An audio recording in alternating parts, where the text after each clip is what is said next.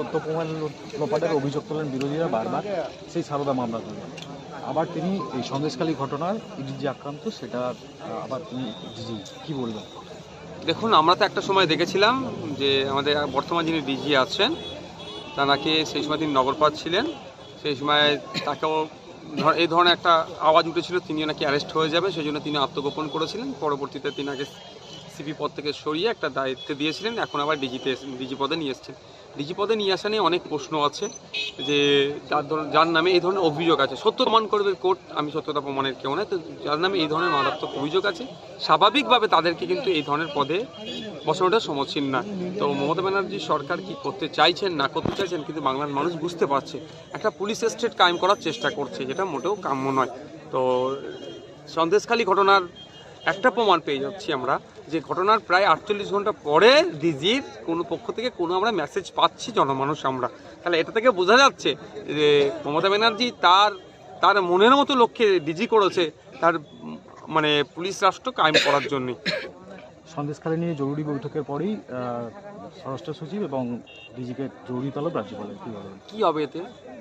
ইতিপূর্বে এই ধরনের অনেক তলব হয়েছে, আমি সমাধান দেখতে পাচ্ছি না। পঞ্চায়েত নির্বাচনে যেভাবে খুন হয়েছে সেই সময়ও রাজ্যপাল মহাশয়ের অনেক সক্রিয়তা দেখেছিলাম, তারপরে কিন্তু সে বিষয়টা প্রায় এক প্রকার ধামাচাপা হয়ে গেলে এত লাশ পড়লো, এত ক্ষয়ক্ষতি হলো, তো এক্ষেত্রেও কী হবে আমি আশাজনক কিছু দেখতে পাচ্ছি না।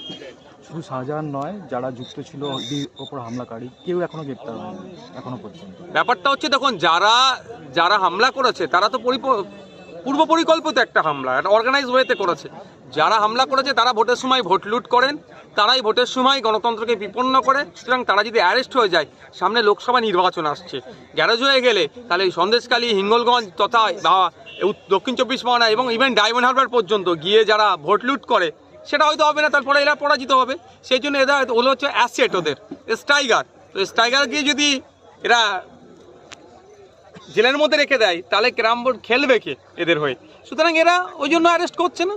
তবে এই ক্ষেত্রে কেন্দ্রীয় সরকারের এজেন্সির উপরে আক্রমণ হচ্ছে, কেন্দ্রীয় স্বরাষ্ট্র দপ্তর কী করছে সেটাই দেখার বিষয়। এদেরকে সুযোগ করে দেবে না, যারা অন্যায় করেছে, যারা আক্রমণ করেছে আমাদের অফিসিয়ালদের উপরে দেশের, তাদের বিরুদ্ধে কঠোর ব্যবস্থা নেবে, তাদেরকে কেন্দ্রীয়ভাবে তাদের ব্যবস্থা নেবে তাদের বিরুদ্ধে, সেটা দেখার বিষয়। এখন এই সন্দেশখালী ঘটনায় এনআইএকে ইনভলভ করছে, এখানে রাজ্য, এই কেন্দ্র বা বিজেপি কোনো রকমভাবে কি এটা ইস্যু করতে চাইছে যে নাগরিকত্ব যে ইস্যু?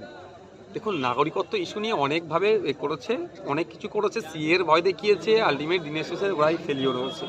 তো এনআইএ আসুক বা আর কেউ আসুক সেটা বড় কথা নয়, আমরা চাই যারা দুর্নীতি করছে, যারা অন্যায় করেছেন, যারা বিভিন্ন তোলাবাজির সাথে যুক্ত আছেন, প্রত্যেককে চিহ্নিত করা দরকার। তবে একটা কথা, শুধু শাহজাহান শেখ নয়, শুধু অনুব্রত মণ্ডল নয়, এরা হচ্ছে তাকে একটা প্রোডাক্ট, যেখানে ম্যানুফ্যাকচার হচ্ছে, যেখানে ম্যানুফ্যাকচারার যারা, তাদেরকে যদি গ্যারেজ করা যায় তাহলে এই অন্যায় অনাচারের হাত থেকে বাংলার মানুষ মুক্তি পাবে।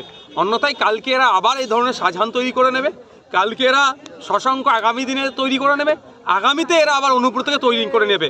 কিন্তু যারা ম্যানুফ্যাকচারার তাদেরকে যদি অ্যারেস্ট করে নেওয়া হয়, তাদেরকে যদি ওই জায়গাটায় ঘুঘুর ভাষাটা যদি ভেঙে দেওয়া হয় তাহলে সমস্যা মিটে যাবে। কিন্তু একটা জিনিস দেখছি সুকৌশলে, আমার যেন মনে হয় ম্যানুফ্যাকচারারের কাছ থেকে প্রোডাক্টের দিকে বেশি নজর। কারণ হচ্ছে লিপস অ্যান্ড বাউন্স কোম্পানির যখন আপনার রেডে গেল, সেখানে গিয়ে যেভাবে তার অফিসিয়াল কম্পিউটারে 16টা ফাইল ডাউনলোড করলো যে অফিসার, সেই অফিসারকে নিয়ে আর কোনো চর্চা করছে না কেন্দ্রের পক্ষ থেকে বা আধিকারিকদের পক্ষ থেকে। কেন চর্চা করছে না আমার তো একটু সন্দেহ হচ্ছে। তাহলে কি তাদেরকে বলে পাঠানো হয়েছে যে 16টা ফাইল ডাউনলোড করিয়ে দিলে বা কোনো ফাইল ডাউনলোড করলে তাহলে তদন্তের গতিপথ অন্যদিকে চলে যাবে? ফলে যে এই ধরবে কারো কাছে চলে আসছে, লিপস অ্যান্ড বাউন্স কোম্পানির সাথে যারা যুক্ত তারা সকলে অ্যারেস্ট হয়ে যাবে। এই যে এই ধরবে রবটা উঠছিল, যখনই 16টা ফাইল ডাউনলোড করে দিল, সার্চ করছে কার মেয়ের কোথায় কলেজে অ্যাডমিশন নেবে, এইগুলো থেকে মনে হয় তদন্তকে প্রভাবিত বলবেন কি বিমুখে পরিচালিত হচ্ছে, এটা হতে পারে। কিন্তু যে এটা করলো তার বিরুদ্ধে কোনো